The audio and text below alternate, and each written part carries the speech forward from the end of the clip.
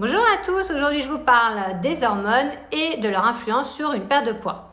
Alors pour mincir, il est important d'arriver à maîtriser et contrôler son apport énergétique, son apport calorique, c'est-à-dire ne pas manger plus que nécessaire. En réalité, ce n'est pas si simple et différents paramètres, facteurs entrent également en jeu, notamment le rôle des hormones. Tout d'abord, vous avez le rôle de l'insuline. L'insuline est une hormone dite de stockage. Il faut savoir que quand vous mangez des féculents et des aliments sucrés, le sucre va se retrouver dans votre sang. C'est là que l'insuline intervient. Elle va permettre d'une part de stocker ce sucre en réserve d'énergie et d'autre part va stocker le surplus en masse graisseuse. C'est ce phénomène qu'on a envie de limiter. Ensuite, il y a la leptine. La leptine est l'hormone de la satiété, c'est l'hormone coupe-faim.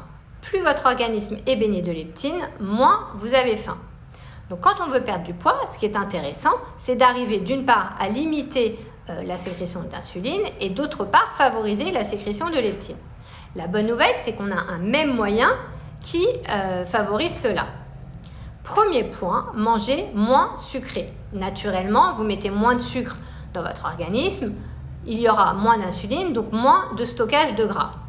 Il ne s'agit pas d'exclure le sucre, il s'agit dans un premier temps de diminuer considérablement les quantités au profit des autres familles d'aliments.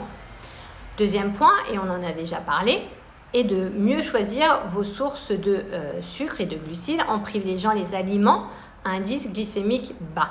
Ces aliments, de par leur nature, font moins monter le sucre dans votre sang et donc la réaction insuline est beaucoup moins forte.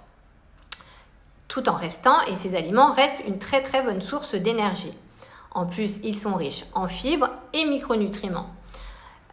Dans ces aliments, vous allez trouver tous les féculents et céréales complets, comme le riz complet, les pâtes au blé complet. Vous allez également trouver les légumineuses, le quinoa et les oléagineux. Alors, troisième hormone très intéressante, et le glucagon. Et là, c'est l'inverse de l'insuline. Le glucagon est l'hormone de déstockage. Oui, nous avons une hormone qui sert à brûler de la graisse.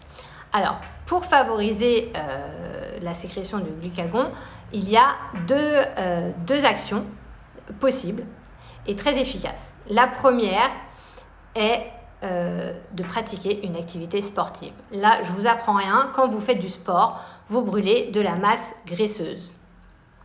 Deuxième action possible est de pratiquer ce qu'on appelle le jeûne intermittent ou de faire des cures de jus sur 1 à plusieurs jours. Voilà, j'espère que ces infos vous auront été utiles. Si vous avez des questions, n'hésitez pas, je me ferai un plaisir d'y répondre. Je vous souhaite une très bonne semaine et à très bientôt.